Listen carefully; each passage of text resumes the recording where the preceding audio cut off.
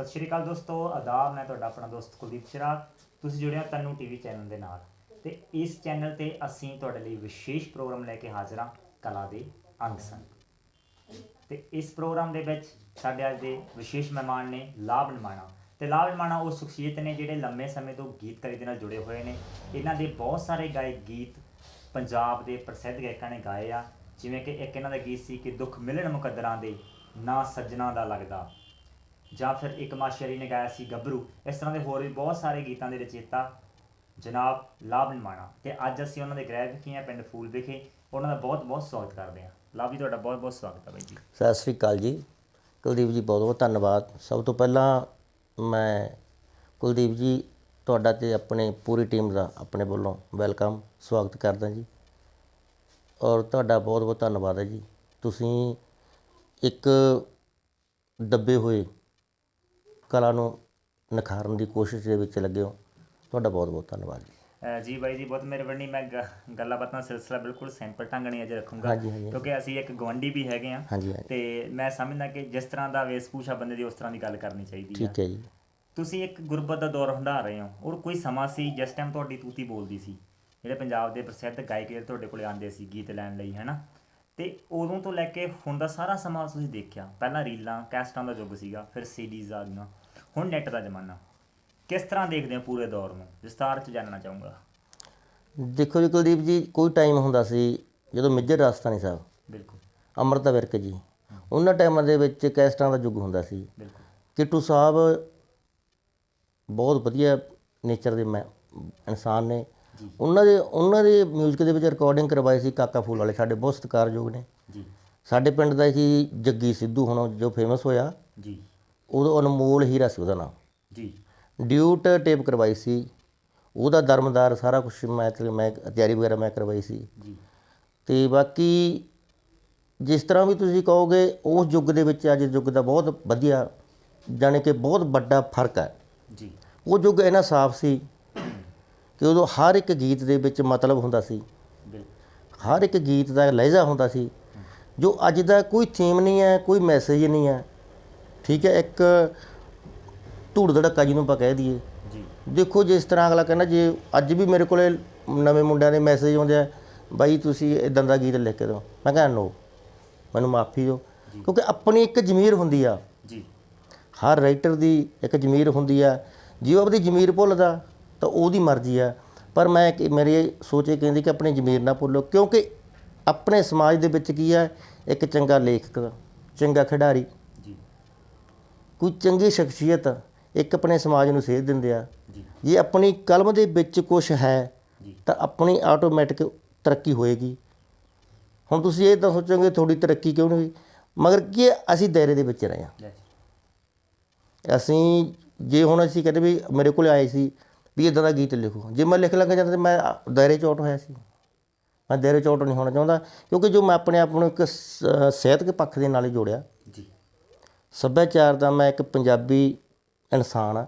ਜੀ ਪੰਜਾਬ ਨਾਲ ਸਾਡੇ ਪੰਜਾਬ 'ਚ ਜੰਮੇ ਜਾਏ ਆ, ਪਲੇ ਆ, ਅਸੀਂ ਪੰਜਾਬੀਅਤ ਨੂੰ ਭੁੱਲ ਨਹੀਂ ਸਕਦੇ। ਜੀ ਬਾਈ, ਤੁਹਾਨੂੰ ਲੱਗਦਾ ਜੇ ਤੁਸੀਂ ਆਪਣੇ ਦਾਇਰੇ ਨੂੰ ਪਾਰ ਕੀਤਾ ਹੁੰਦਾ, ਮੰਨ ਕੇ ਚਲੋ ਆਪਣੀ ਜ਼ਮੀਰ ਦੀ ਆਵਾਜ਼ ਨਾ ਸੁਣੀ ਹੁੰਦੀ, ਆਮ ਲੋਕਾਂ ਵਾਂਗੂ, ਆਮ ਗੀਤਕਾਰਾਂ ਵਾਂਗੂ ਕਮਰਸ਼ੀਅਲ ਹੋ ਗਏ ਹੁੰਦੇ, ਉਹੀ ਧੂਮ ਧੜੱਕੇ ਵਾਲੇ ਅਸਲ ਵਾਲੇ ਗੀਤ ਲਿਖੇ ਹੁੰਦੇ, ਤਾਂ ਤੁਸੀਂ ਵੀ ਅੱਜ ਫੇਮਸ ਹੁੰਦੇ ਜਾਂ ਤੁਹਾਡੇ ਕੋਲੇ ਵੀ ਸ਼ੋਹਰਤ ਹੁੰਦੀ।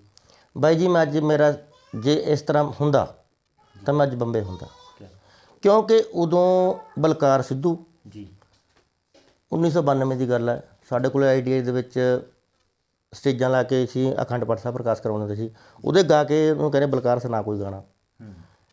ਬਾਈ ਆਪਣਾ ਗੋਰਾ ਚੱਕ ਵਾਲਾ, ਜੀ ਉਹਨਾਂ ਟਾਈਮਾਂ ਦੀ ਗੱਲ ਕਰਾਂ ਜਦੋਂ ਕਲਾ ਦੀ ਕਦਰ ਹੁੰਦੀ ਸੀ। ਜੀ ਮੈਨੂੰ ਪਤਾ ਵੀ ਸਾਨੂੰ ਉਸ ਤਰ੍ਹਾਂ ਅਸੀਂ ਨਹੀਂ ਚੱਲੇ ਤਾਂ ਅਸੀਂ ਉੱਥੇ ਹੀ ਰਹਿ ਗਏ। ਜੋ ਬਦਲ ਗਏ ਉਹ ਤਰੱਕੀ ਜ਼ਰੂਰ ਕਰ ਗਏ, ਸ਼ੋਹਰਤ ਜ਼ਰੂਰ ਪਾ ਗਏ, ਮਗਰ ਕੀ ਹੈ ਜੋ ਅੱਜ ਅਸੀਂ ਸਥਾਪਿਤ ਬੈਠੇ ਹਾਂ, ਤੁਸੀਂ ਸਾਡੇ ਕੋਲ ਬਹੁਤ ਮੋਸਟ ਵੈਲਕਮ। ਕਿਉਂਕਿ ਜੋ ਤਾਰਾ ਚੱਲਦਾ, ਬਿਲਕੁਲ ਠੀਕ ਹੈ ਜੀ, ਥੋੜ੍ਹੇ ਟਾਈਮ ਲਈ ਜਗਦਾ, ਉਹ ਫਿਰ ਬੁੱਝ ਜਾਂਦਾ।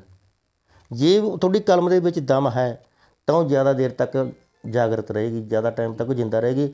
ਮਗਰ ਇਹ ਨਹੀਂ ਕਿ ਲਿਖ ਦਿਓ ਕੁਛ ਵੀ ਆ। ਮੈਂ ਕਿਸੇ ਗੀਤ ਦਾ ਨਾਂ ਨਹੀਂ ਲੈਣਾ ਚਾਹੁੰਦਾ। ਅੱਜ ਕੱਲ੍ਹ ਗੀਤ ਦੀ ਉਮਰ ਤੁਸੀਂ ਵਿਚਰੇ ਹੋਏ ਜੀ, ਅੱਜ ਗੀਤ ਦੀ ਉਮਰ ਤੁਸੀਂ ਦੱਸੋ, ਨਵੇਂ ਗੀਤਾਂ ਦੀ ਉਮਰ ਕਿੰਨੀ ਹੈ ਜੀ? ਬਿਲਕੁਲ ਕੁਝ ਘੰਟੇ ਰਹਿ ਗਈ ਸਾਡੇ ਗੀਤ ਦੀ ਉਮਰ ਨੂੰ। ਤੋ ਦੇਖੋ ਜੀ, ਮੇਰਾ ਤਾਂ ਹਰ ਇੱਕ ਨੂੰ ਇਹੀ ਮੈਸੇਜ ਆ। ਸਭ ਤੋਂ ਪਹਿਲਾਂ ਦੇਖੋ, ਆਪਾਂ ਦੁਨੀਆ 'ਤੇ ਆਏ ਹਾਂ, ਇੱਕ ਇਨਸਾਨੀਅਤ ਤੌਰ 'ਤੇ ਕਿਸੇ ਨਾਲ ਕੋਈ ਧੋਖਾਦੇਹੀ ਨਾ ਕਰੋ ਜੀ। ਕਿਸੇ ਨਾਲ ਕੋਈ ਧੱਕਾ ਨਾ ਕਰੋ। ਜਿਸ ਤਰ੍ਹਾਂ ਦੇ ਹੈ ਉਹੋ ਜਿਹੇ ਅਗਲੇ ਨਾਲ ਯਾਨੀ ਕਿ ਪੇਸ਼ ਹੋਵੋ। ਜੀ।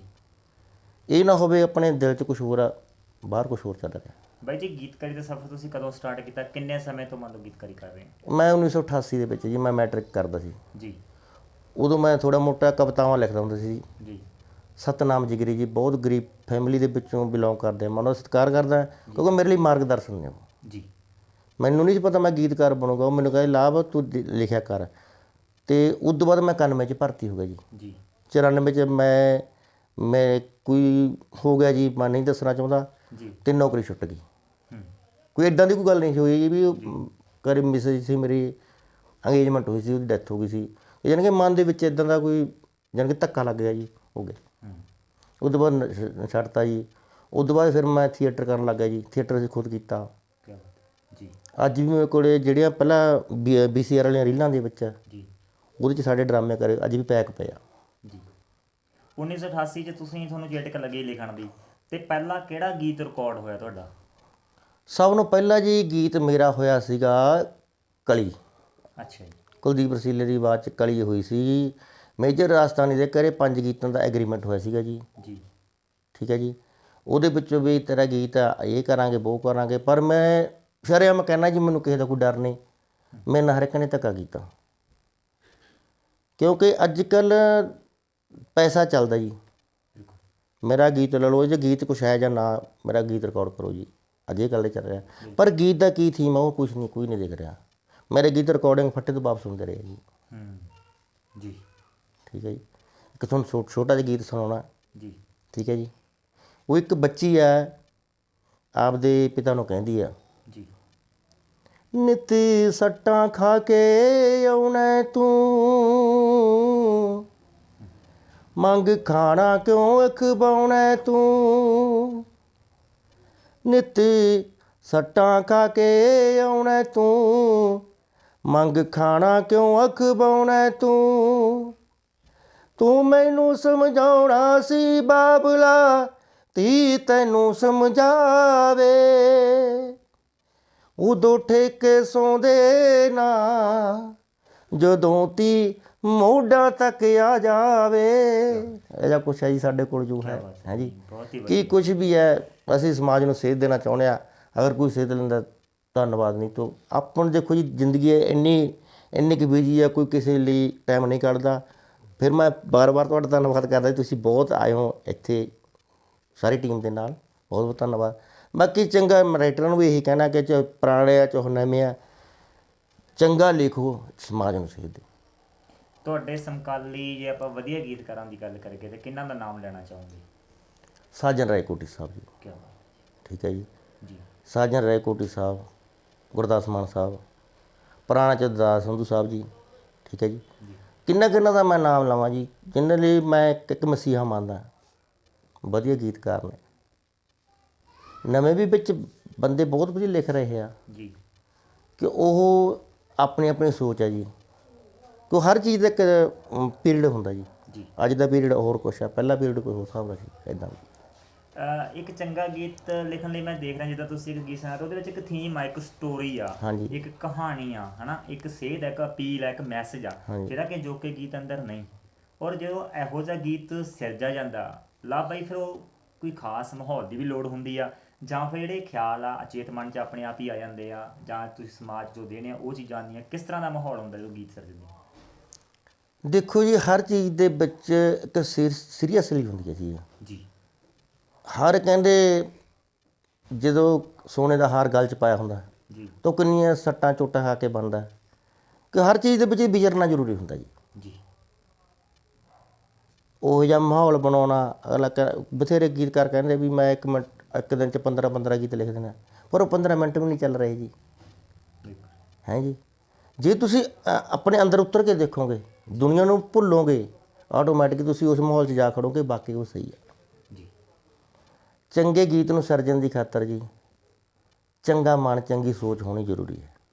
ਚਾਹੇ ਉਹ ਗੁਰੂਆਂ ਦਾ ਗਾਣਾ ਹੋਵੇ, ਚਾਹੇ ਉਹ ਮਾਂ 'ਤੇ ਹੋਵੇ, ਚਾਹੇ ਉਹ ਧੀ 'ਤੇ ਹੋਵੇ।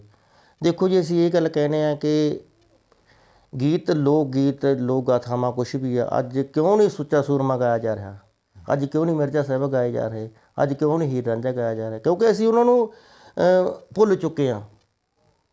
ਨਵੇਂ ਗੀਤਕਾਰਾਂ ਦੇ ਵਿੱਚ ਕਿੰਨੇ ਕੁ ਗੀਤਾਂ ਨੇ ਸੱਸੀਪੁਰ ਨੂੰ ਲਿਖਿਆ ਜੀ? ਕਿੰਨੇ ਕੁ ਕਲਾਕਾਰਾਂ ਨੇ ਨਵੇਂ ਗੀਤਾਂ ਦੇ ਵਿੱਚ ਕੋਈ ਦੱਸਿਆ ਵੀ ਸਾਡੀ ਵਿਰਾਸਤ ਕੀ ਆ? ਲੋਕ ਕਿਉਂ ਇੱਦਾਂ ਦਾ ਕਿਉਂ ਕਰ ਰਹੇ ਜੀ? ਮੈਂ ਇਸ ਚੀਜ਼ ਤੋਂ ਅਣਜਾਣ ਹਾਂ। ਦੋਸਤੋ, ਗੱਲਾਂ ਬਾਤਾਂ ਸਿਲਸਿਲਾ ਇਸ ਤਰ੍ਹਾਂ ਜਾਰੀ ਰੱਖਾਂਗੇ ਤੇ ਅਸੀਂ ਲੈਂਦੇ ਹਾਂ ਇੱਕ ਛੋਟਾ ਜਿਹਾ ਬ੍ਰੇਕ ਤੋਂ ਬਾਅਦ ਫਿਰ ਇੱਕ ਵਾਰ ਹਾਜ਼ਰ ਹੋਵਾਂਗੇ। ਰੜਕੇ ਦੀ ਟੁੱਟੀਆਂ ਦੀ ਚੱਲੇ ਪਾਰਟੀ, ਨੀ ਟੁੱਟੀਆਂ ਦੀ ਚੱਲੇ ਪਾਰਟੀ, ਨੀ ਪੈਂਦੇ ਭੰਗੜੇ ਕੋਠੇ ਦੇ ਉੱਤੇ ਚੜ ਕੇ, ਨੀ ਟੁੱਟੀਆਂ ਦੀ ਚੱਲੇ ਪਾਰਟੀ, ਨੀ ਪੈਂਦੇ ਭੰਗੜੇ ਕੋਠੇ ਦੇ ਉੱਤੇ ਚੜ ਕੇ। ਹੋਣਾ ਗਮਗੀਨ ਨਾਲੇ ਮੌਸਮ ਉਦਾਸ, ਹੋਣਾ ਗਮਗੀਨ ਨਾਲੇ ਮੌਸਮ ਉਦਾਸ। ਦੱਸ ਰੱਬਾ ਇੰਨਾ ਕਿਉਂ ਕਰੋਪ ਹੋ ਗਿਆ, ਦੱਸ ਰੱਬਾ ਇੰਨਾ ਕਿਉਂ ਕਰੋਪ ਹੋ ਗਿਆ। ਤਾਂ ਹਮਾਰੇ ਮਾਂ ਬੋਲੀ ਕਿੱਥੇ ਸੁਰਾਂ ਦਾ ਸਿਕੰਦਰ ਅਲੋਪ ਹੋ ਗਿਆ ਵੇ, ਤਾਂ ਹਮਾਰੇ ਮਾਂ ਬੋਲੀ ਕਿੱਥੇ ਸੁਰਾਂ ਦਾ ਸਿਕੰਦਰ ਅਲੋਪ ਹੋ ਗਿਆ ਵੇ, ਤਾਂ ਹਮਾਰੇ ਮਾਂ ਬੋਲੀ। ਬੁਲ ਬੁਲ ਬੈਠੀ ਹੰਝੂ ਫੁੱਲਾਂ ਉੱਤੇ ਘੇਰੇ, ਬੁਲ ਬੁਲ ਬੈਠੀ ਹੰਝੂ ਫੁੱਲਾਂ ਉੱਤੇ ਘੇਰੇ, ਨਾਲੇ ਕੋਲ ਬੈਠੀ ਬਾਗਾਂ 'ਚ ਉਦਾਸ ਹੋਈ ਐ, ਕੋਲ ਬੈਠੀ ਬਾਗਾਂ 'ਚ ਉਦਾਸ ਹੋਈ ਐ। ਮੋਇਆ ਬਿਰਸੇ ਦਾ ਪੁੱਤ ਦੇਵੀ ਸੁਰਾਂ ਦੀ ਜਨਾਜੇ ਕੋਲ ਬਹਿ ਕੇ ਰੋਈ ਐ, ਮੋਇਆ ਬਿਰਸੇ ਦਾ ਪੁੱਤ ਦੇਵੀ ਸੁਰਾਂ ਦੀ ਜਨਾਜੇ ਕੋਲ ਬਹਿ ਕੇ ਰੋਈ ਐ, ਮੋਇਆ ਬਿਰਸੇ ਦਾ ਪੁੱਤ। ਵੇਚੂ ਫੋੜ ਟਰੈਕਟਰ ਦੇਣੀ ਵੇਚ ਟਰਾਲੀ ਨੀ, ਹਾਲ ਸੁਆਗਾ ਵੇਚ ਕੇ ਬੇੜਾ ਕਰ ਤੂੰ ਖਾਲੀ ਨੀ। ਮਰ ਕੇ ਚੰਮ ਲਹਾਉਂਦੇ ਬਚਤ ਹੋਈ ਨਾ ਆਨੇ ਦੀ, ਪਿੰਡ ਦੇ ਗੱਬੇ ਪਾਉਣੀ ਜੱਟ ਨੇ ਹੱਟ ਕਰਿਆਨੇ ਦੀ, ਪਿੰਡ ਦੇ ਗੱਬੇ ਪਾਉਣੀ ਜੱਟ ਨੇ ਹੱਟ ਕਰਿਆਨੇ ਦੀ। ਜੱਦੀ ਪੁਸ਼ਤੀ ਧੰਦਾ ਆਪਣਾ ਖੇਤੀ ਬਾੜੀ ਬੇ, ਸਭ ਰੋਣੇ ਧੋਣੇ ਲਾ ਦੂ ਮੂਹਰੇ ਆ ਗਈ ਹਾੜੀ ਬੇ। ਜੱਦੀ ਪੁਸ਼ਤੀ ਧੰਦਾ ਆਪਣਾ ਖੇਤੀ ਬਾੜੀ ਬੇ, ਸਭ ਰੋਣੇ ਧੋਣੇ ਲਾ ਦੂ ਮੂਹਰੇ ਆ ਗਈ ਹਾੜੀ ਬੇ।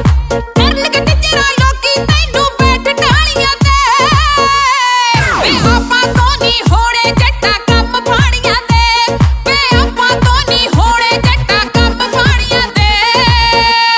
ਤਨੂੰ ਆਡੀਓ ਕੰਪਨੀ ਦੇਣ ਜਾ ਰਹੀ ਹੈ ਮੁੰਡੇ ਕੁੜੀਆਂ ਨੂੰ ਇੱਕ ਸੁਨਹਿਰੀ ਮੌਕਾ ਅਤੇ ਲੈ ਕੇ ਆਈ ਹੈ ਇੱਕ ਵੱਖਰਾ ਅਤੇ ਦਿਲਚਸਪ ਪਲੇਟਫਾਰਮ, ਜਿਸ ਦੇ ਜ਼ਰੀਏ ਤੁਸੀਂ ਆਪਦੀ ਆਵਾਜ਼ ਸਰੋਤਿਆਂ ਤੱਕ ਪਹੁੰਚਾ ਸਕਦੇ ਹੋ ਬਿਨਾਂ ਕਿਸੇ ਖਰਚ ਦੇ। ਜੀ ਹਾਂ, ਬਿਨਾਂ ਕਿਸੇ ਖਰਚ ਦੇ। ਤੁਸੀਂ ਆਪਦੀ ਆਵਾਜ਼ ਵਿੱਚ ਗੀਤ ਗਾ ਕੇ ਨੀਚੇ ਦਿੱਤੀ ਗਈ ਈਮੇਲ ਤੇ ਆਪਣਾ ਨਾਮ ਤੇ ਮੋਬਾਈਲ ਨੰਬਰ ਲਿਖ ਕੇ ਸੈਂਡ ਕਰੋ। ਚੁਣੇ ਗਏ ਮੁੰਡੇ ਕੁੜੀਆਂ ਨੂੰ ਸਾਡੇ ਸਟੂਡੀਓ ਵਿੱਚ ਆਡੀਸ਼ਨ ਲਈ ਬੁਲਾਇਆ ਜਾਵੇਗਾ। ਉਹਨਾਂ ਵਿੱਚੋਂ 3 ਫਾਈਨਲਿਸਟ ਦਾ ਗੀਤ ਰਿਕਾਰਡ ਕਰਕੇ ਤਨੂੰ ਆਡੀਓ ਕੰਪਨੀ ਵਿੱਚ ਰਿਲੀਜ਼ ਕੀਤਾ ਜਾਵੇਗਾ। ਤਾਂ ਹੋ ਜੋ ਸ਼ੁਰੂ ਤੇ ਭੇਜੋ ਆਪਣੀ ਸੁਰੀਲੀ ਆਵਾਜ਼ ਵਿੱਚ ਰਿਕਾਰਡ ਕਰਕੇ ਆਡੀਓ ਕਲਿੱਪ। ਯਾਦ ਰੱਖਿਓ, ਏਜ ਅੰਡਰ 30। ਬ੍ਰੇਕ ਤੋਂ ਬਾਅਦ ਮੁੜ ਕੇ ਫਿਰ ਹਾਜ਼ਰ ਹਾਂ ਤੇ ਗੱਲ ਕਰਦੇ ਹਾਂ ਬਾਈ ਨਿਮਾਣਾ ਜੀ ਨਾਲ। ਜੀ ਬਾਈ ਜੀ, ਇੱਥੇ ਇੱਕ ਸਵਾਲ ਹੋਰ ਮਨ 'ਚ ਆ ਰਿਹਾ ਕਿ ਬਹੁਤ ਸਾਰੇ ਜਿਹੜੇ ਗਾਇਕ ਸੀ ਜਾਂ ਜਿਹੜੇ ਗੀਤਕਾਰ ਸੀ ਤੁਹਾਡੇ ਯੁੱਗ ਦੇ, ਜਿਨ੍ਹਾਂ ਨੇ ਵਧੀਆ ਉਸਾਰੂ ਗੀਤ ਲਿਖੇ, ਉਹ ਸਮੇਂ ਮੁਤਾਬਕ ਮੰਨ ਲਓ ਅੱਜ ਅਲੋਪ ਹੋ ਗਏ ਜਾਂ ਮੰਨ ਲਓ ਦਿਖ ਨਹੀਂ ਰਹੇ ਕਿਤੇ। ਕੀ ਕਾਰਨ ਮੰਨਦੇ ਹੋ ਵੀ ਆਪਣੇ ਆਪ ਨੂੰ ਉਹਨਾਂ ਨੇ ਸਮੇਂ ਅਨੁਸਾਰ ਢਾਲਿਆ ਨਹੀਂ, ਜਾਂ ਸਰੋਤਿਆਂ ਦੀ ਹੀ ਰਾਏ ਬਦਲ ਗਈ, ਸਰੋਤਿਆਂ ਦਾ ਟੇਸਟ ਬਦਲ ਗਿਆ? ਕਿਹਨੂੰ ਜ਼ਿੰਮੇਵਾਰ ਮੰਨਦੇ ਹੋ? ਇਹ ਜੀ ਥੋੜ੍ਹੇ ਜ਼ਿੰਮੇਵਾਰ ਅਸੀਂ ਖੁਦ ਵੀ ਹਾਂ, ਕਿਉਂਕਿ ਜਦੋਂ ਅਸੀਂ ਕੁਛ ਆਪਣੇ 'ਚ ਕੋਈ ਟੈਲੈਂਟ ਹੁੰਦਾ ਜੀ, ਉਹਨੂੰ ਉਭਾਰ ਨਹੀਂ ਸਕਦੇ। ਕੁਛ ਜਦੋਂ ਅਸੀਂ ਉਭਾਰਨਾ ਚਾਹੁੰਦੇ ਹਾਂ, ਉਹਦਾ ਫਾਇਦਾ ਕੋਈ ਹੋਰ ਲੈ ਜਾਂਦਾ। ਤੁਹਾਡੇ 'ਚ ਜਿਉਂਦੀ ਜਾਗਦੀ ਮਿਸਾਲ ਮੈਂ ਬੈਠਾ ਜੀ, ਕਿਉਂਕਿ ਜਦੋਂ ਮੈਨੂੰ ਕਹਿੰਦੇ ਸੀ ਤੇਰੀ ਆਵਾਜ਼ ਵਧੀਆ, ਤੂੰ ਕੁਛ ਨਾ ਕੁਛ ਕਰ, ਜਦੋਂ ਮੈਂ ਕੋਈ ਤਿਆਰੀ 'ਤੇ ਬਹਿੰਦਾ, ਕੋਈ ਆ ਗਿਆ ਜਦ ਮੇਰੀ ਤਿਆਰੀ ਕਰਾ ਦੇ ਬਾਈ ਘੰਟਾ, ਚਲ ਮੈਂ ਕਹਿੰਦਾ ਜੀ ਕੋਈ ਗੱਲ ਨਹੀਂ ਯਾਰ, ਮੈਂ ਉੱਥੇ ਤਾਂ ਉੱਥੇ ਹੀ ਰਹਿ ਗਿਆ ਜੀ। ਉਹ ਤਰੱਕੀ ਕਰਕੇ ਅੱਜ ਵਾਹਿਗੁਰੂ ਸੱਚੇ ਪਾਤਸ਼ਾਹ ਉਹਨੂੰ ਤਰੱਕੀਆਂ ਬਖਸ਼ੇ ਜੀ। ਪਰ ਕੁਛ ਆਪਣੀਆਂ ਦੇਖੋ, ਮੈਂ ਮਾਫੀ ਚਾਹੁੰਦਾ ਸਾਰਿਆਂ ਨੂੰ ਕਹਿ ਰਿਹਾ, ਕੁਛ ਬੰਦੇ ਇਹੋ ਜਿਹੇ ਹੁੰਦੇ ਆ ਵੀ ਜਿਹਨਾਂ 'ਚ ਟੈਲੈਂਟ ਬਹੁਤ ਵਧੀਆ ਸੀਗਾ, ਪਰ ਕੁਛ ਉਹਨਾਂ 'ਚ ਆਪਣੀਆਂ ਮਤਲਬ ਕਿ ਸਿਹਤ ਤੌਰ 'ਤੇ ਯਾਨੀ ਕਿ ਕੁਰੀਤੀਆਂ ਸੀ। ਜਿਸ ਤਰ੍ਹਾਂ ਮੰਨ ਲਓ ਦਾਰੂ ਸ਼ਰਾਬ ਜੀ, ਕਿਉਂਕਿ ਜਦੋਂ ਆਪਾਂ ਇਹਦੇ ਵਿੱਚ ਪੈ ਜਾਈਏ ਜੀ, ਆਪਾਂ ਨੇ ਕੋਈ ਹਰ ਇੱਕ ਨਜਾਇਜ਼ ਫਾਇਦਾ ਉਠਾਉਂਦਾ। ਇਹਦੀਆਂ ਬਹੁਤ ਬੰਦੇ ਮਿਸਾਲਾਂ ਨੇ ਮੇਰੀ ਨਿਗਾਹ 'ਚ, ਪਰ ਮੈਂ ਨਹੀਂ ਦੱਸਦਾ। ਇਹ ਸ਼ਰਾਬ ਨੇ ਜੋ ਬੰਦੇ ਫੇਲ ਕਰਿਆ, ਜਿਨ੍ਹਾਂ 'ਚ ਟੈਲੈਂਟ ਸੀਗਾ। ਹੁਣ ਬਥੇਰੇ ਮੈਨੂੰ ਕਹਿੰਦੇ ਤੂੰ ਸ਼ਰਾਬ ਨਹੀਂ ਪੀਂਦਾ ਵੀ ਤੂੰ ਕਿੰਨਾ ਕੁ ਤਰੱਕੀ ਕਰ ਗਿਆ। ਮੈਂ ਯਾਰ ਜਿੱਥੇ ਮੈਂ ਖੜਾ ਅੱਜ ਖੜਾ ਹਾਂ ਜੀ। ਕੋਈ ਜ਼ਰੂਰੀ ਨਹੀਂ ਤੁਸੀਂ ਸ਼ਰਾਬ ਪੀਤੀ ਸੀ, ਤੁਸੀਂ ਸ਼ਰਾਬ ਪੀ ਕੇ ਆਪਦਾ ਟੈਲੈਂਟ ਖਤਮ ਕਰਿਆ, ਪਰ ਮੇਰਾ ਟੈਲੈਂਟ ਅੱਜ ਹੈ। ਜੀ ਬਿਲਕੁਲ। ਇੱਥੇ ਇੱਕ ਗੱਲ ਮੈਂ ਜ਼ਰੂਰ ਸਰੋਤਿਆਂ ਨੂੰ ਕਹਿਣੀ ਚਾਹੂੰਗਾ ਕਿ ਬਹੁਤ ਸਾਰੀਆਂ ਸਾਡੇ ਕੋਲ ਮਿਸਾਲਾਂ ਲਾਭ ਬਾਈ ਨੇ ਸੱਚ ਕਿਹਾ ਕਿ ਬਹੁਤ ਸਾਰੇ ਜਿਹੜੇ ਗਾਇਕ ਹੈ, ਜਿਹੜੇ ਗੀਤਕਾਰੀ, ਉਹ ਸ਼ਰਾਬ ਕਾਰਨ ਜਾਂ ਬੁਰੀਆਂ ਲਾਹਮਤਾਂ ਕਾਰਨ ਇਸ ਫੀਲਡ 'ਚੋਂ ਆਊਟ ਵੀ ਹੋਏ ਹੈਗੇ ਆ, ਹੈ ਨਾ। ਉਹਨਾਂ ਦਾ ਜਿਹੜੀ ਗਾਇਕੀ ਦਾ ਵੀ ਨੁਕਸਾਨ ਹੋਇਆ ਹੈ, ਉਹਨਾਂ ਦੇ ਕਰੈਕਟਰ ਦਾ ਵੀ ਨੁਕਸਾਨ ਹੋਇਆ, ਉਹ ਸਾਡੇ ਸਾਹਮਣੇ ਮਿਸਾਲਾਂ ਨੇ। ਭਾਈ ਜੀ, ਇੱਕ ਤੁਸੀਂ ਮੁਲਾਕਾਤ ਦੇ ਸ਼ੁਰੂ ਵਿੱਚ ਗੱਲ ਕੀਤੀ ਸੀ ਕਿ ਮੇਜਰ ਰਾਜਸਥਾਨ ਦੇ ਘਰੇ 5 ਗੀਤਾਂ ਦਾ ਐਗਰੀਮੈਂਟ ਹੋਇਆ ਸੀਗਾ, ਹੈ ਨਾ। ਹਾਂਜੀ। ਤੇ ਮੈਂ ਇਹਨੂੰ ਥੋੜਾ ਜਿਹਾ ਹੋਰ ਫਲੋਣਾ ਚਾਹੁੰਦਾ ਕਿ ਤੁਹਾਡੇ ਨਾਲ ਕੋਈ ਇਸ ਲਾਈਨ ਦੇ ਵਿੱਚ ਧੋਖਾ ਹੋਇਆ ਹੋਵੇ, ਜਿਹਦਾ ਮੰਨ ਕੇ ਚੱਲੋ ਤੁਹਾਨੂੰ ਲੱਗਾ ਯਾਰ ਉਸ ਚੀਜ਼ ਨੇ ਮੈਨੂੰ ਬੜਾ ਬੈਕ ਸਿੱਟਿਆ, ਜਾਂ ਉਸ ਚੀਜ਼ ਦਾ ਮੈਨੂੰ ਬੜਾ ਧੱਕਾ ਲੱਗਿਆ, ਵੀ ਸ਼ਾਇਦ ਜੇ ਉਹ ਧੋਖਾ ਨਾ ਹੁੰਦਾ, ਉਦੋਂ ਮੇਰੀ ਕਿਸੇ ਨੇ ਚੰਗੇ ਵੇਲੇ ਬਾਂਹ ਫੜ ਕੇ ਅੱਗੇ ਕੀਤਾ ਹੁੰਦਾ ਤੇ ਮੈਂ ਅੱਗੇ ਹੋਣਾ ਸੀ। ਦੇਖੋ ਜੀ, ਮੈਂ ਕੁਲਦੀਪ ਰਸੀਲੇ ਦੇ ਉੱਤੇ ਬਹੁਤ ਆਪਣਾ ਜ਼ੋਰ ਸਮਝਦਾ ਸੀ। ਮੈਂ ਬੱਚਿਆਂ ਵਾਂਗੂ ਪਾਲਿਆ ਸੀ। ਮੇਰੇ 2 ਲੜਕੇ, ਤੀਜਾ ਲੜਕਾ ਮੈਨੂੰ ਮੰਨਿਆ ਸੀ। ਮੈਨੂੰ ਇਹ 'ਤੇ ਬਹੁਤ ਮਾਣ ਸੀ ਕਿ ਵੀ ਇਹਦੇ 14 ਟੇਪਾਂ ਹਿੱਟ ਹੋਣ, ਸੁਪਰ ਡੁਪਰ ਹਿੱਟ ਹੋਈਆਂ ਜੀ। ਉਹਨਾਂ ਨੇ ਕਹੀ ਵੀ ਇੱਕ ਟੇਪ 'ਤੇ ਮੇਰੀ ਪੇਸ਼ਕਸ਼ ਲਾ ਦੇ ਕੁਲਦੀਪ, ਤੇ ਮੈਂ ਆਪਦੀ ਰੋਟੀ ਖਾਂਦਾ ਹੋ ਜਾਊਗਾ। ਇਹ ਸੱਚ ਹੈ ਜੀ। ਉਹ ਤੋਂ ਬਾਅਦ ਇੱਕ ਦੀਪਾ ਘੋਲੀਆ ਤੇ ਭਾਈ ਰੂਪੇ ਦੇ ਸੰਪਰਕ 'ਚ ਆਇਆ। ਉਹਨਾਂ ਨੇ ਠੀਕ ਹੈ ਮੇਰੇ ਗੀਤ ਕਰੇ, ਮਜਬੂਰੀ ਤੌਰ 'ਤੇ ਕਰੇ ਜੀ। ਪਹਿਲੇ ਗੀਤ 'ਚ ਤੁਸੀਂ ਦੇਖੋ ਟੇਪ ਦੇ ਇੱਕ ਰੈਪਰ ਦੇਖਿਓ, ਪਿੱਛੇ ਇਕੱਲਾ ਲਾਹ ਪਾਇਆ ਹੋਇਆ, ਠੀਕ ਹੈ ਜੀ। ਮੈਂ ਕਹਿਣਾ ਵੀ ਮੇਰੇ ਨਾਲ ਉਹਨਾਂ ਉਹ ਸਹੀ ਤਰ੍ਹਾਂ ਨਹੀਂ ਨਿਭੇ ਜੀ। ਜੇ ਉਦੋਂ ਮੇਰੇ ਨਾਲ ਸਹੀ ਤਰ੍ਹਾਂ ਨਿਭਦੇ ਤਾਂ ਮੈਂ ਉਹਨਾਂ ਦੀ ਟੀਮ 'ਚ ਮੈਨੂੰ ਕਿਹੜਾ ਉਹ ਮਿਕਸਅਪ ਨਹੀਂ ਸੀ ਕਰ ਸਕਦਾ, ਮੈਨੂੰ ਨਹੀਂ ਕੀਤਾ, ਕਿਉਂਕਿ ਉਹਨਾਂ ਮੈਂ ਇਹ 'ਚ ਗੱਲ ਅੱਜ ਵੀ ਮੈਂ ਕਹਿਣਾ ਕਿ ਕਿਸੇ ਨੂੰ ਬੰਦੇ ਨੂੰ ਆਪਣੀ ਇੱਕ ਚੀਜ਼ 'ਤੇ ਮਾਣ ਹੋਣਾ ਚਾਹੀਦਾ। ਮੈਂ ਅੱਜ ਵੀ ਕਹਿਣਾ ਮੈਨੂੰ ਮੇਰੀ ਕਲਮ 'ਤੇ ਮਾਣ ਆ, ਮੇਰੇ ਗੀਤ ਧਰ ਲਓ, ਮੈਂ ਜੋ ਮੈਂ ਲਿਖ ਦੂੰਗਾ, ਲਿਖਾਉਂਦਾ ਮੇਰਾ ਪਰਮਾਤਮਾ, ਉਹ ਨਹੀਂ ਲਿਖ ਸਕਦਾ ਕੋਈ। ਮਾਣ ਨਹੀਂ ਕਹਿੰਦਾ, ਹੰਕਾਰ ਨਹੀਂ ਕਰਦਾ, ਪਰ ਸੱਚ ਕਹਿਣਾ ਵੀ ਤੁਸੀਂ ਕਿਸੇ ਨੂੰ ਦਬਾ ਕੇ, ਕਿਸੇ ਨੂੰ ਪ੍ਰੈਸ ਕਰਕੇ ਤੁਸੀਂ ਆਪਣੀ ਤਰੱਕੀ ਨਹੀਂ ਕਰ ਸਕਦੇ, ਅਤੇ ਕਰੋਗੇ ਥੋੜ੍ਹੇ ਟਾਈਮ ਹੁੰਦੇ ਆ। ਇੱਕ ਖਾਸ ਕਰਕੇ ਮੈਂ ਸੁਨੇਹਾ ਦੇਣਾ ਚਾਹੁੰਦਾ ਮੇਰੇ ਕਲਾਕਾਰ ਵੀਰਾਂ ਨੂੰ ਜੀ, ਕਿਉਂਕਿ ਵੀ ਜੋ ਕਿ ਆਪਣੇ ਪਿਛਲੇ ਦੌਰ ਦੇ ਵਿੱਚ ਵੀ ਕੁਛ ਕੁ ਹਸਤੀਆਂ ਮੰਨਦਾ ਜੋ ਸਟੇਜ 'ਤੇ ਕੰਮ ਕਰਦੇ, ਉਹ ਹਸਤੀਆਂ ਹੁੰਦੀਆਂ। ਜਿਵੇਂ ਇੱਕ ਮੌੜ ਕਾਂਡ ਹੋਇਆ ਸੀਗਾ ਜੀ ਔਰਕੈਸਟਰਾ ਲੜਕੀ ਦਾ ਜੀ, ਜਾਂ ਆਪਣੇ ਉਸਤਾਦ ਜੀ ਸੀਗੇ ਦਿਲਸਾਦ ਜੀ, ਸਟੇਜ 'ਤੇ ਉਹਨਾਂ ਦਾ ਹੋਇਆ। ਚਮਕੀਲਾ ਸਾਹਿਬ ਸੀ ਸਟੇਜ 'ਤੇ, ਉਹ ਗੁਰੂ ਮਹਾਰਾਜ ਦੇ ਚਰਨਾਂ 'ਚ ਜਾ ਵਰਾਜੇ। ਪਰ ਕਾਰਨ ਕਿ ਚਲੋ ਜਿੰਨੀ ਲਿਖਤ ਪਰਮਾਤਮਾ ਨੇ ਮੰਨਦਾ, ਪਰ ਮੈਂ ਇਹ ਗੱਲ ਜ਼ਰੂਰ ਕਹਿਣਾ ਕਿ ਵੀ ਲੜਕੀਆਂ ਦੀ, ਫੀਮੇਲ ਦੀ, ਔਰਤ ਦੀ ਇੱਜ਼ਤ ਕਰੋ, ਕਿਉਂਕਿ ਆਪਾਂ ਵੀ ਇੱਕ ਮਾਂ ਦੇ ਪੇਟੋਂ ਜੰਮੇ ਆ। ਚਾਹੇ ਉਹ ਔਰਕੈਸਟਰਾ ਹੈ, ਚਾਹੇ ਉਹ ਗਾਉਂਦੀ ਹੈ, ਚਾਹੇ ਗਰੁੱਪ 'ਚ ਕੰਮ ਕਰਦੀ ਹੈ, ਹਰ ਇੱਕ ਸਿੰਗਰ ਨੂੰ ਮੇਰੇ ਹੱਥ ਜੋੜ ਕੇ ਹੀ ਬੇਨਤੀ ਹੈ ਕਿ ਉਹ ਲੜਕੀ ਦੀ ਇੱਜ਼ਤ ਕਰਨ, ਕਿਉਂਕਿ ਹਰ ਲੜਕੀ ਇੱਜ਼ਤ ਚਾਹੁੰਦੀ ਹੈ। ਜੇ ਤੁਸੀਂ ਲੜਕੀ ਦੀ ਇੱਜ਼ਤ ਕਰੋਗੇ, ਲੜਕੀ ਦੇ ਮਾਂ-ਬਾਪ ਨੂੰ ਨਾਲ ਆਉਣ ਦੀ ਜ਼ਰੂਰਤ ਨਹੀਂ ਰਹੇਗੀ, ਠੀਕ ਹੈ ਜੀ। ਅੱਜ ਮੈਂ ਵੀ ਕਹਿੰਦਾ ਵੀ ਬੱਚੀਆਂ ਕਿਉਂ ਡਰ ਕੇ ਕੰਮ ਤੋਂ ਪਿੱਛੇ ਹੋਈਆਂ, ਕਿ ਸਾਨੂੰ ਸਾਡੇ 'ਤੇ ਵਿਸ਼ਵਾਸ ਨਹੀਂ ਕੀਤਾ ਹੋਇਆ। ਵਿਸ਼ਵਾਸਘਾਤ ਨਾ ਕਰੋ ਮੇਰੇ ਵੀਰੋ, ਇੱਜ਼ਤ ਕਰੋ। ਇੱਜ਼ਤ ਕਰੋਗੇ ਤਾਂ ਤੁਸੀਂ ਦੇਵਤਾ ਵਾਂਗ ਪੂਜੇ ਜਾਓਗੇ। ਇੱਜ਼ਤ ਕਰੋਗੇ ਤੁਸੀਂ ਇੱਕ ਸ਼ਖਸੀਅਤ ਬਣੋਗੇ। ਬਾਬੂ ਸਿੰਘ ਮਾਨ ਸਾਹਿਬ ਨੂੰ ਕਿਉਂ ਯਾਦ ਕਰਦੇ ਆ, ਜਾਂ ਹਿੰਦੀ ਵਾਲੇ ਜੋ ਮਿਊਜ਼ਿਕਕਾਰ ਨੇ, ਨੌਸ਼ਾਦ ਸਾਹਿਬ, ਲਕਸ਼ਮੀਕਾਂਤ ਜੀ, ਲਤਾ ਜੀ, ਉਹਨਾਂ ਦੇ ਦਰਸ਼ਨ ਵੀ ਨਹੀਂ ਹੋਏ। ਇੱਕ ਜ਼ਿੰਦਗੀ ਦਾ ਸੁਪਨਾ ਜੇ ਹੋਇਆ ਤਾਂ ਪਰਮਾਤਮਾ ਪੂਰਾ ਕਰੇਗਾ। ਕੋਈ ਚੰਗੀ ਸੋਚ ਰੱਖੋ ਜੀ, ਆਪਣਾ ਦਾਇਰਾ ਚੌੜਾ ਰੱਖੋ, ਠੀਕ ਹੈ। ਜਿੰਨੀ ਤੁਸੀਂ ਇਸਤਰੀ ਦੀ ਇੱਜ਼ਤ ਕਰੋਗੇ ਜੀ, ਚਾਹੇ ਉਹ ਘਰ ਆ, ਚਾਹੇ ਉਹ ਸਟੇਜ ਹੈ, ਜਿੰਨੀ ਇੱਜ਼ਤ ਕਰੋਗੇ ਤੁਹਾਡੀ ਦੁੱਗਣੀ ਇੱਜ਼ਤ ਹੈ। ਇਹ ਮੇਰਾ ਦਾਅਵਾ ਜੀ। ਕੀ ਬਾਤ ਹੈ ਬਾਈ ਜੀ, ਬਹੁਤ ਸੋਹਣੀ ਗੱਲ ਕਹੀ ਹੈ, ਬਹੁਤ ਸੋਹਣਾ ਸੰਦੇਸ਼ ਹੈ, ਬਹੁਤ ਸੋਹਣੀ ਅਪੀਲ ਹੈ। ਔਰ ਮੈਂ ਜਾਂਦੇ ਇੱਕ ਸਵਾਲ ਪੁੱਛਣਾ ਚਾਹੂੰਗਾ ਕਿ ਅੱਜ ਜੇ ਤੁਹਾਨੂੰ ਮੌਕਾ ਮਿਲਦਾ ਤਾਂ ਕਿਸ ਤਰ੍ਹਾਂ ਦੀ ਗਾਇਕੀ, ਕਿਸ ਤਰ੍ਹਾਂ ਦੀ ਗੀਤਕਾਰੀ ਲੈ ਕੇ ਆਉਂਗੇ, ਸਰੋਤਿਆਂ ਦੇ ਸਨਮੁਖ ਕਰੋਗੇ? ਦੇਖੋ ਜੀ, ਪਿੱਛੇ ਅਸੀਂ ਨਾ ਇੱਕ ਕੁੜੀ ਦਾ ਸੌਂਗ ਕਰ ਰਿਹਾ ਜੀ, ਆਪਣੇ ਕਟਾਰੇ ਸਾਹਿਬ ਦੇ ਮਿਊਜ਼ਿਕ 'ਚ ਜੀ, ਸੁਮਨ ਅਖਤਰ ਕੁੜੀ ਜੀ, ਰੱਲੇ ਤੋਂ ਮੇਰਾ ਸੌਂਗ ਆ ਜੀ।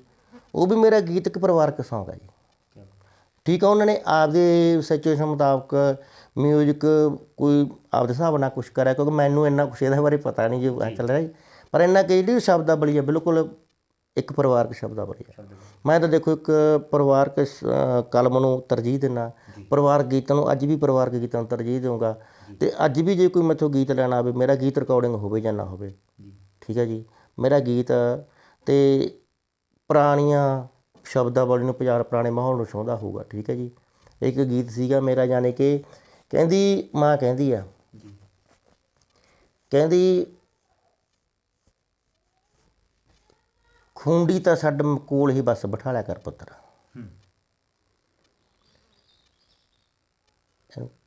ਖੁੰਡੀ ਤਾਂ ਸਾਡੇ ਕੋਲ ਹੀ ਬਸ ਬਿਠਾ ਲਿਆ ਕਰ ਪੁੱਤਰ, ਮੈਂ ਬਿਨ ਖੁੰਡੀ ਤੋਂ ਤੁਰ ਪਊਂ, ਬਸ ਬੁਲਾ ਲਿਆ ਕਰ ਪੁੱਤਰ। ਕੀ ਬਾਤ ਹੈ। ਮੈਂ ਪੁੱਤ ਸਰਬਣ ਦੀ ਬਹਿੰਗੀ ਵਾਂਗੂ ਬਹਿੰਗੀ ਨਹੀਂ ਮੰਗਦੀ, ਮੈਂ ਪੁੱਤ ਸਰਬਣ ਦੀ ਬਹਿੰਗੀ ਵਾਂਗੂ ਬਹਿੰਗੀ ਨਹੀਂ ਮੰਗਦੀ, ਦੁੱਧ ਦੀ ਕੀਮਤ ਪੁੱਤਰਾ ਬਹੁਤੀ ਮਹਿੰਗੀ ਨਹੀਂ ਮੰਗਦੀ। ਬਹਿੰਗੀ ਤਾਂ ਸਾਡਾ ਕੋਲ ਹੀ ਬਸ ਬਿਠਾਇਆ ਕਰ ਪੁੱਤਰ, ਕਿਉਂਕਿ ਉਹ ਜੋ ਕਿਸੇ ਦਾ ਬਹਿੰਗੀ ਤੇ ਦੇਖੋ ਅੱਜ ਕੱਲ੍ਹ ਬੱਚਿਆਂ ਨੂੰ ਨਵੇਂ ਤੁਸੀਂ ਇੰਟਰਵਿਊ ਕਰੋਗੇ ਸਰਵਣ ਭਗਤ ਬਾਰੇ ਪੁੱਛੋ, ਸ਼ਾਇਦ ਹੀ ਕਿਸੇ ਨੂੰ ਪਤਾ ਹੋਵੇ। ਉਹਨੇ ਮਾਂ ਪਿਓ ਨੂੰ ਤੀਰਥ ਕਰਾਇਆ, ਆਪਣਾ ਮੈਸੇਜ ਸੀਗਾ ਜੀ ਮਾਂ ਪਿਓ ਦੀ ਇੱਜ਼ਤ ਕਰੋ। ਤੇ ਕਹਿੰਦੀ ਬਹਿੰਗੀ ਤਾਂ ਛੱਡ ਕੋਲ ਹੀ ਬਸ ਬਿਠਾ ਲਿਆ ਕਰ ਪੁੱਤਰਾ, ਕਹਿੰਦੀ ਮੈਨੂੰ ਖੁੰਡੀ ਦੀ ਲੋੜ ਨਹੀਂ ਪਊਗੀ, ਮੈਂ ਬਿਨ ਖੁੰਡੀ ਤੋਂ ਤੁਰ ਪਊ, ਬਸ ਬੁਲਾ ਲਿਆ ਕਰ ਪੁੱਤਰਾ। ਕਿ ਮਾਵਾਂ ਇੱਕ ਐਸੀ ਚੀਜ਼ ਹੁੰਦੀਆਂ ਜੀ, ਜੇ ਪੁੱਤ ਕਹਿੰਦਾ ਉਹਨੂੰ ਹੱਸ ਕੇ ਹੱਥ ਨੇ ਕਹਿੰਦੇ ਮਾਂ, ਉਹਦਾ ਸਾਰਾ ਥਕੇਮਾ ਲੱਗ ਜਾਂਦਾ ਜੀ। ਸੱਚ ਮੈਂ ਹਰ ਇੱਕ ਨੂੰ ਕਹਿਣਾ ਕਿ ਮਾਂ ਨਾਲ ਲੜੋ ਵੀ, ਪਰ ਦਿਲੋਂ ਨਾ ਲੜੋ। ਲੜੋ, ਮਾਂ ਦੀ ਇੱਜ਼ਤ ਕਰੋ। ਮਾਂ ਦੀ ਜੇ ਕਹਿੰਦੇ ਨੇ ਮਾਂ ਦੀ ਦਿੱਤੀ ਦੁਆ ਰੱਬ ਨਹੀਂ ਟਾਲਦੀ, ਟਾਲਦਾ। ਅਤੇ ਜੇ ਮਾਂ ਦੀ ਬਾਤ ਦੁਆ ਲੱਗ ਜੇ ਨਾ ਤਾਂ ਬੰਦਾ ਕਿਸੇ ਪਾਸੇ ਰੁਕ ਨਹੀਂ ਦਿੰਦਾ। ਪਰ ਇਹ ਵੀ ਸੱਚ ਹੈ ਕਿ ਮਾਂ ਕਹਦੇ ਬਾਤ ਦੁਆ ਨਹੀਂ ਦਿਓ, ਇਹ ਸੱਚ ਹੈ। ਇਹ ਮੈਂ ਕਹਿਣਾ ਸਾਰੀਆਂ ਮਾਵਾਂ ਨੂੰ, ਸਾਰੇ ਵੀਰਾਂ ਨੂੰ, ਸਾਰੇ ਭੈਣਾਂ ਨੂੰ ਇਹ ਕਹਿਣਾ ਵੀ ਇੱਜ਼ਤ ਕਰੋ, ਇੱਜ਼ਤ ਕਰਾਓ। ਠੀਕ ਹੈ ਜੀ। ਕਿਸੇ ਵੀ ਖੇਤਰ 'ਚ ਕੋਈ ਤਰੱਕੀ ਕਰਨੀ, ਆਪਣਾ ਥੀਮ ਲੈ ਕੇ ਚੱਲੋ, ਆਪਣੀ ਮੈਲ ਅੰਦਰੋਂ ਕੱਢੋ।